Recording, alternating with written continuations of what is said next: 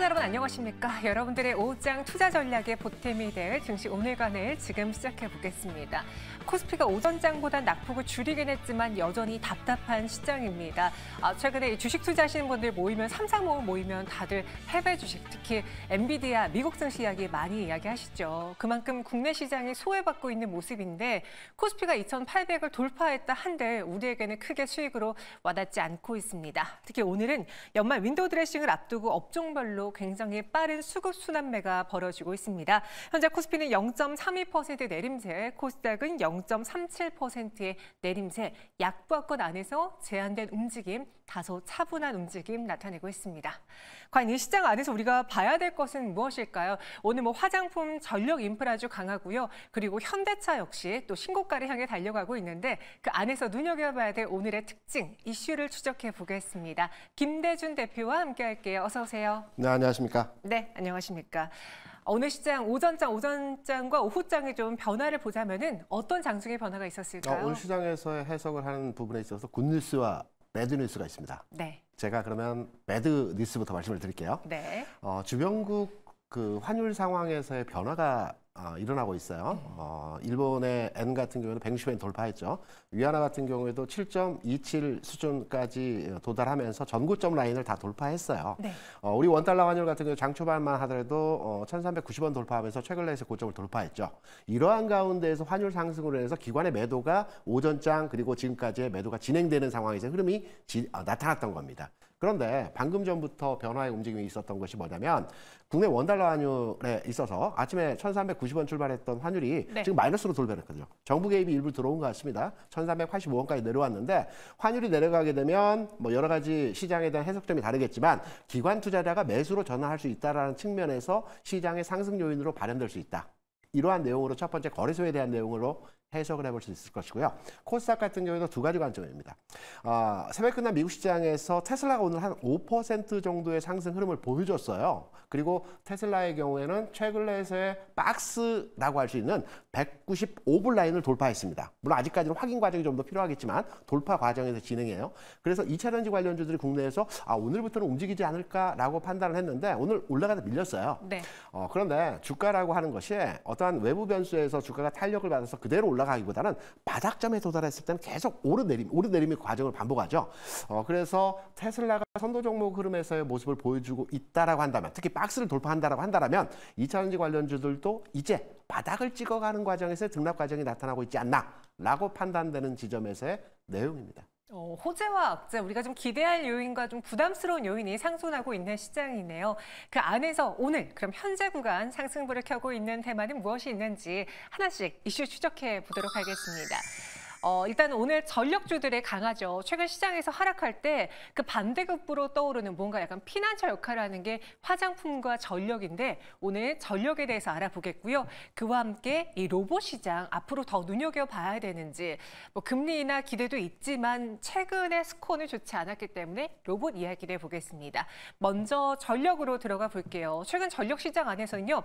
기대할 만한 요인들이 많습니다. 일단 용인 반도체 클러스터에 대한 전력 인프라 상승도 이야기가 나오고 있는데 그로 인해서 앞으로 글로벌 데이터 전력 사용량이 늘어난다면은 우리가 좀 투자해볼 만한 투자처가 많지 않을까. 이미 많은 분들이 골라놓으셨어요. 근데 그 종목들이 오늘 장 또 올라주고 있어요. 무엇을 봐야 되는지 오늘 시장 안에서의 특징주들 좀 파악해 볼까요? 오늘 전력기기 업종의 종목들이 굉장히 강세 흐름을 보여줍니다. 네. 현대 일렉트릭 같은 경우에도 고점 돌파했죠. 그리고 전체적으로 동반 상승한 흐름에서 모습을 보여주고 있는데 제가 앞서서 지금 시장을 이해하는 데 있어서 가장 키포인트는 환율입니다.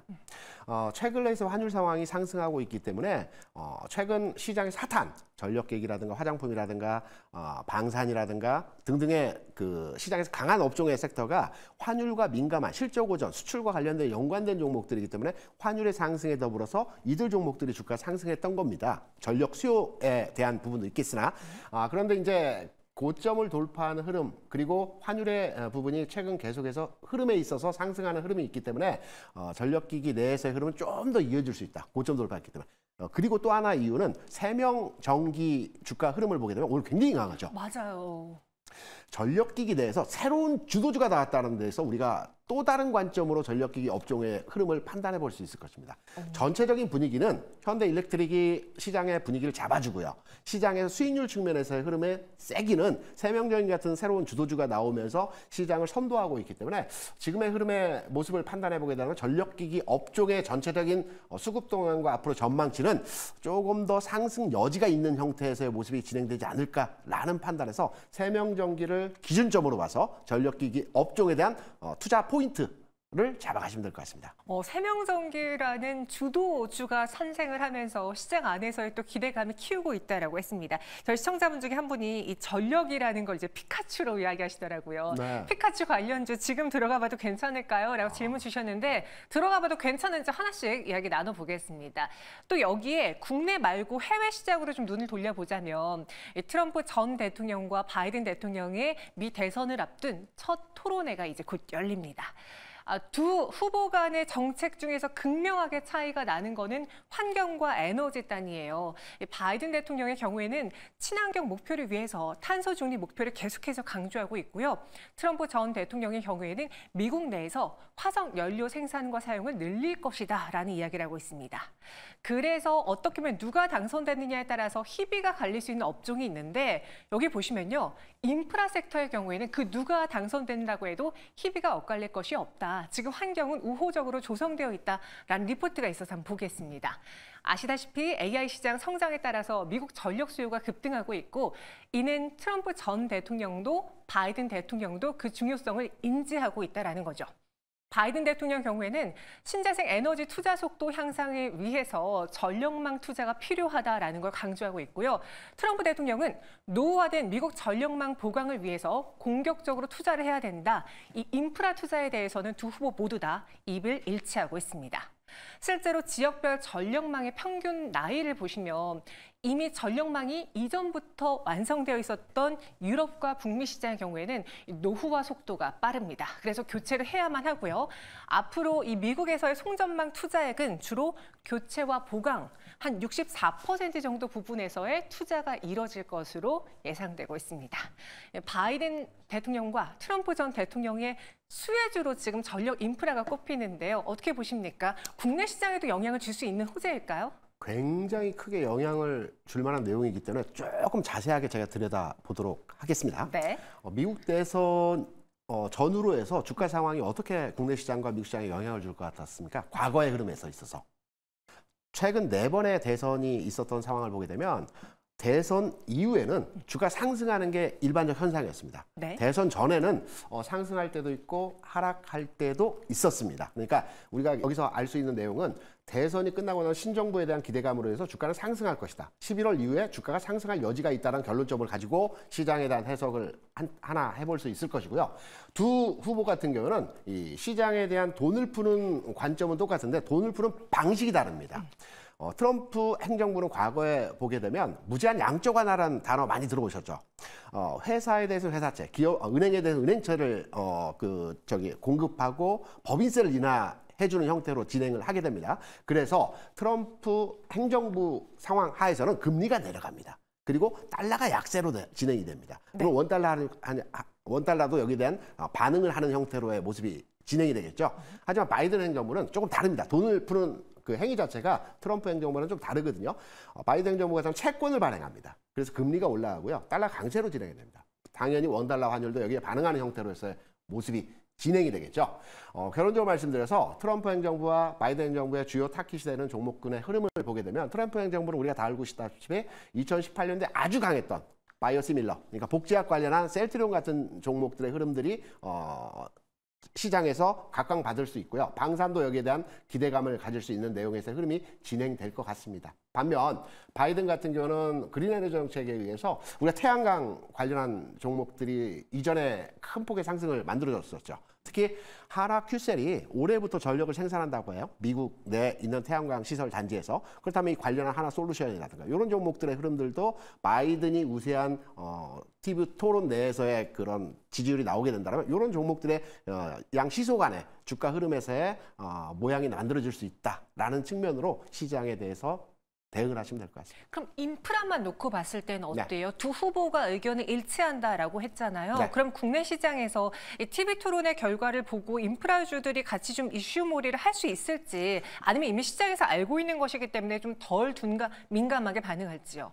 저는 인프라 투자에 대해서는 네. 기존에 올해 있어서 인프라 투자를 바이든 행정부에서 진행하는 것이 아니고요. 이미 지난해에서부터 의회를 통과한 예산을 가지고 지난해 전력 수요라든가 뭐 다리 교량 뭐 등등 것들을 진행을 하고 있습니다. 그래서 올해 정도가 되면 미국 내에 있는 노후된 인프라에 대한 교체가 어느 정도 진행된다라고 판단되고 있기 때문에 이 인프라 이슈가 선거 이후까지 쭉 가는 이슈에서의 흐름이기보다는 당분간의 영역에서 흐름이 좀 더 지금의 상승 추세가 이어지겠지만 긴 안목에서의 인프라 관련한 종목들의 흐름은 이제 어느 정도의 고점을 찍으러 가는 형태에서의 모습이 아닐까라는 측면에서의 접근이죠.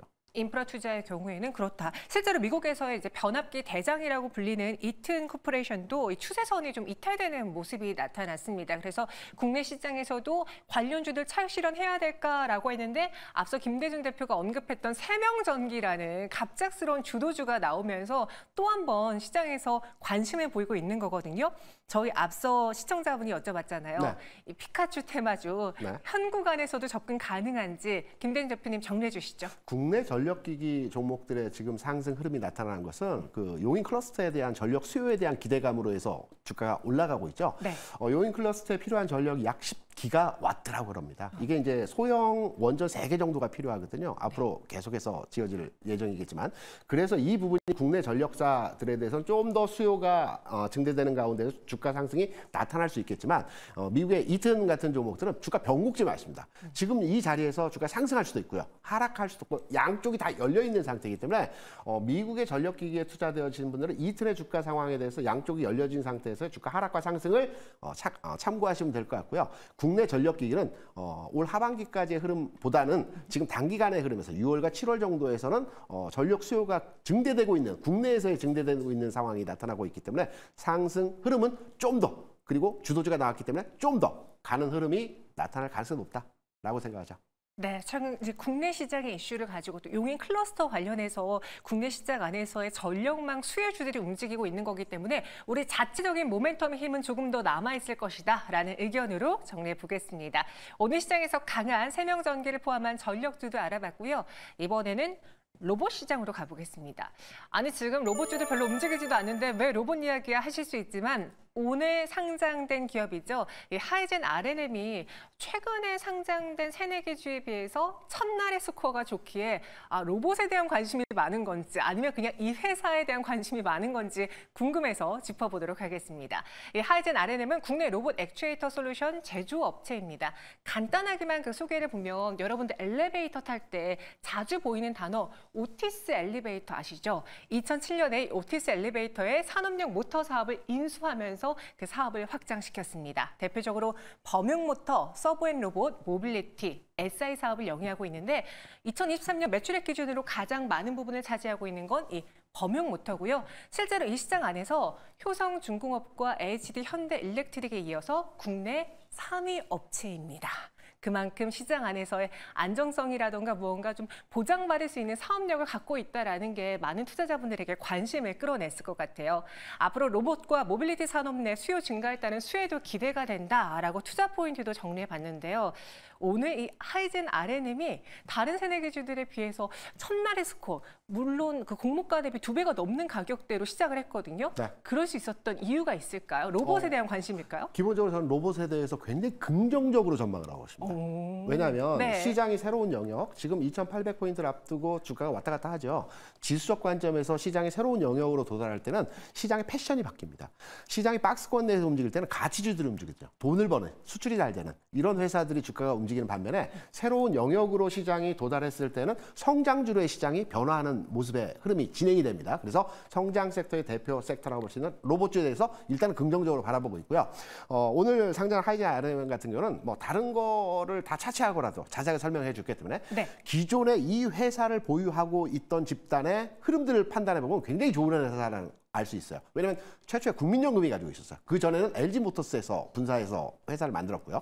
국민연금이 40% 이상의 지분을 가지고 있다가 이게 오티스 엘리베이터 회사죠. 이쪽으로 넘어갔어요. 그 다음에 일신방적이라는 아주 회사 돈이 많은 회사가 있거든요. 상장 기업입니다. 이 회사로 넘어갔다가 지금의 그 대주주로 이전해 왔는데 이러한 그 투자 집단에서 이 회사를 계속 지분을 가지고 있던 이유가 뭘까요? 회사가 좋다는 얘기죠. 성장성이 있다는 얘기죠. 네. 그래서 앞으로의 주가 전망을 기대해봐도 된다라는 측면으로서 이 대주주 지분 구조의 변화에 성격에 따라서 이 종목에 대한 평가를 내릴 수 있다고 생각을 합니다. 저희 시청자분 중에 한 분은요. 지금 이 종목 기관과 외국인이 다 팔고 있어 들어가면 안 됩니다라고 글 올려주셨는데 실상 원래 새내기 주들은 미리 그 공모가 가격에 산 외국인과 기관 투자자들이 첫날 많이 매도하잖아요. 네. 이 하이젠 RNM도 오늘 그런 이유로 외국인과 기관이 매도했다라고 풀이해도 괜찮을까요? 당연하죠. 운용사가 우리나라에 400개 넘습니다. 네. 이게 수요일제 창구에서 많은 물량을 받았기 때문에 수익이 났기 때문에 일시적인 처분 관계에서의 흐름이고요.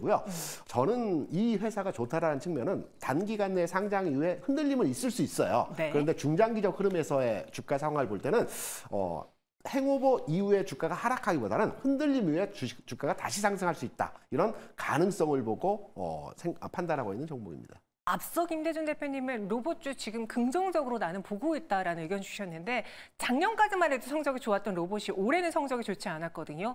하반기에 금리나 다가오면서 주목받을 수 있을지 앞으로에 대한 전망 들어보도록 하겠습니다. 오늘 또 엔비디아 주총에서 사실 젠슨왕이 로봇 등 새 시장을 개척하겠다라고 발언을 했음에도 불구하고 국내 시장이 연결이 안 되고 있거든요. 그만큼 좀 약간 싸늘한 로봇을 네. 향한 시선이긴 한데 앞으로 무엇을 중요하게 봐야 되는 건지 관심주까지 있다면 같이 이야기해 주시죠. 우리가 주가의 바닥을 지날 때는 아무도 잘 모릅니다. 바닥이 지나고 나서야 그게 바닥이었다라고 많이들 생각을 하시는데 전 로봇주가 이런 형태에서 흐름이 아닌가라고 판단합니다. 앞서 젠스랑 얘기를 잠깐 해주셨기 때문에 올 초에 있었던 GTC 2024에서 젠스랑이 나와서 로봇 2대를 가져갔어요. 여기에서 한국 스타트업이 여기에 참여를 했다라고 해서 이슈가 되기도 했었는데 앨런 머스크, 젠스랑 로봇에 대한 지대한 관심을 가지고 있습니다. 그리고 로봇주의 상승 흐름의 시점이 도래하는 시점은 저는 보스턴 다이나믹스가 상장 얘기가 나오는 시점. 최초에 이 보스턴 다이나믹스를 인수하는 과정에서 현대그룹과 이 손정희 회장이 옵션이 있었거든요. 4년 이내에 상장 목표로 해서 진행이 돼야 된다. 풋옵션 내용이 있었는데 이 만기가 내년 5월입니다. 그러면 올 하반기에서부터는 상장 관련 얘기가 시장에서 많이 나오겠죠. 그럼 로봇주의 분위기가 이때부터는 전환하는 흐름에서의 모습이 나타날 가능성이 높기 때문에 로봇주 바닥을 지나고 있습니다. 우리는 바닥인 줄 모릅니다. 지나고 나서야 알 수 있을 것 같다. 그래서 로봇주는 대표적인 게 레인보우 로보틱스죠. 저는 1번으로 레인보우를 보고 있고요. 최근에 탄력도를 보면 두산 로보틱스 그리고 로보로보 네. 요 세 종목 정도의 흐름에서의 성격이 유효하다. 가능성을 두고 있다. 이렇게 판단하고 있습니다. 네, 오늘 이 하이젠 RNM의 상장으로 인해서 로봇주 오랜만에 점검해 봤는데요. 하반기 보스턴 다이나믹스의 이 상장 이야기가 흘러나올 때쯤 다시 한번 로봇주들이 주목을 받을 수 있다. 현재는 바닥권에서 저가 매수가 충분히 가능한 구간이다라는 이야기 주셨고요. 앞으로의 전망이 발달하면 우리는 어떤 종목을 봐야 될지 레인보우 로보틱스, 두산 로보틱스 여기에다가 로보로보도 언급을 했습니다. 그럼 이와 함께 우리가 로봇 안에서 좀 사업별로 봤을 때는 항상 많이 나오는 게 뭐 협동 로봇. 그렇죠. 네, 그런 거 나오잖아요. 네. 그럼 협동 로봇이라든가 뭐 키워드 사업별로 봤을 때는 어떤 기업이 눈에 띌까요? 기존까지 협동 로봇 중심으로 한 두산 로보틱스의 주가가 좋았어요. 네. 뭐 최초에는 레인보우 로보틱스지만 하지만 모든 로봇에 대한 종결점은 휴머노이드죠. 휴머노이드라고 한다면 국내 기업 중에서는 역시 레인보우 로보틱스가 여기에 가장 빠른 사업 진행을 보이고 있지 않나 해서 관심주는 중장기적으로 레인보우 로보틱스 생각을 하고 있습니다. 알겠습니다. 이렇게 김대중 대표와 함께 오랜만에 로봇 시장 이야기도 다뤄봤습니다. 오늘의 이슈 추적 김대중 대표님과 함께했고요. 여기서 인사드릴게요. 고맙습니다.